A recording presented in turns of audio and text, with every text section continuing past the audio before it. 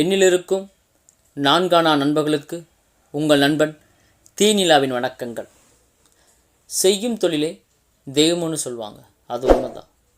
நம்ம என்ன வேலை செய்கிறோமோ அந்த வேலையில் நம்ம முழுமையாக கண்ணும் கருத்துமாக செய்யணும். அந்த வேலையை அப்படி கடமையாக செஞ்சால் மட்டும்தான் நம்ம இருக்கக்கூடிய அந்த துறையில் முதன்மை பெற்று விளங்க முடியும்.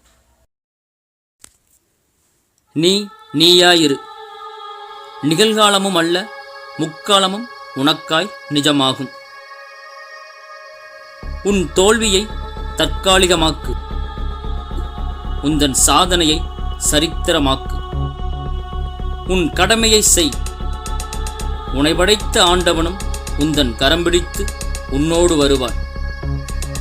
கடமைக்காய் நீ செய்தால் அவனும் கூட கண்மூடி உன்னை விட்டு தூரமாய்ப் போவான்.